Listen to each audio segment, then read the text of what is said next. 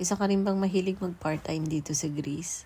Bago nga ako kahapon magsimula ng aking trabaho sa aking pagpa-part-time ay napasilip muna ako sa napakagandang view. At sobrang lamig din talaga kaya naman kahit nasa loob ng bahay nila ay nakabufan talaga ako. Bago nga pala ang lahat sa mga hindi pa nakakakilala sa akin at bago pa lang sa aking video, ako nga po pala si Marie Grace, isang OFW at dakilang duwende na pakalat-kalat dito sa Greece. Nais ko rin i-shout out yung mga kababayan ko na nakita ko kahapon sa Serba. Hindi ko na ma-mention yung mga pangalan nyo. Alam nyo na kung sino-sino kayo. Ayan na nga, napahaba na naman ang aking intro. Itatakal ko nga pala sa video na to yung mga nagtatanong kung paano nga daw ba nakakakuha ng mga part-time dito sa Greece. Ang sasabihin mo sa video na to ay based lamang sa nalalaman ko at sa in-experience. So una nga na hindi naman ako karamihan ng kaibigan dito, nahihirapan ako makakuha ng part-time. Bali ganito, makakakuha ka ng part-time dito kapag marami kang kakilala or may mga kaibigan ka na may mga kakilala sila na naghahanap ng part-timer. Pwede rin naman na mismo yung amo mo yung magbigay sa'yo ng part-time. May mga amo din naman kasi na matulungin. Pero syempre, kakapain mo muna yung amo mo bago ka mag-open about sa pagpa-part-time. Kasi may mga amo na ayaw din nila na nagtatrabaho yung kupela nila sa ibang bahay kahit pasabihin na off day mo yun. Lalo na kung yung mga amo ang gumastos para makarating dito. May iba naman na may mga nakukuha sila sa mga Facebook page. Kaya pagdating nyo dito sa Greece, sumali agad kayo sa mga Filipino community dito sa Facebook. Ito nga palang part-time ko, ibinigay sa akin ng kaibigan ko. Tamang-tama nung nag-message siya sa akin, kailangan ko talaga ng part-time. Alam nyo, minsan natatamad na rin ako mag-part-time kasi syempre pagod na pagod ka na sa whole week and then magtatrabaho ka pa ng Sunday. Pero wala kailangan natin. So iniisip ko na lang, kailangan ko tong gawin at mabilis lang naman yung oras. Sayang din naman yung 50 to 60 euro na kikitain natin. Sa totoo lang, malaki din talaga yung naitulong ng part-time. Lalo na kung maliit yung sahod mo, tapos marami kang pangangailangan. Lalo na per oras yung binabayaran sa'yo. Sa akin nga pala, 10 euro per hour yung binabayad sa akin. Pero minsan, kahit hindi ako nakaka 6 hours, 60 pa rin yung binibigay niya sa akin. Kaya ayoko talagang bitawan tong part-time na to. Tapos hindi pa ako nakakalimutan na isama sa lunch nila. Sana pag nag-leave out na ako, marami pa rin magbigay sa akin ng part-time. Alam nyo ba, meron ako isang part-time na hindi ko nakuha kasi nga naka-live in ako. Eh, kailangan nung amo ay weekdays. Sayang di ba, maka 4 hours ka, di 40 euro na rin yun. Tapos may iba ka pang trabaho sa isang araw. Pagkatapos ko nga ng part-time, ay naisipan kong dumiretso na nga ng Serba at sa Panor muna ako bumaba. Inabutan na nga ako ng ulan. Kaya naman tumigil muna ako dito kila Nami. At eksakto naman na nagluto pala sila ng champurado at may tuyo pa. Tamang-tama sa malamig na panahon. After nung dumiretso naman ako dito sa mga kaibigan ni Renz. Maraming salamat po sa masasarap na pagkain. Ayan muna mga mi, hanggang dito na lang aking mini vlog. Maraming salamat sa panonood.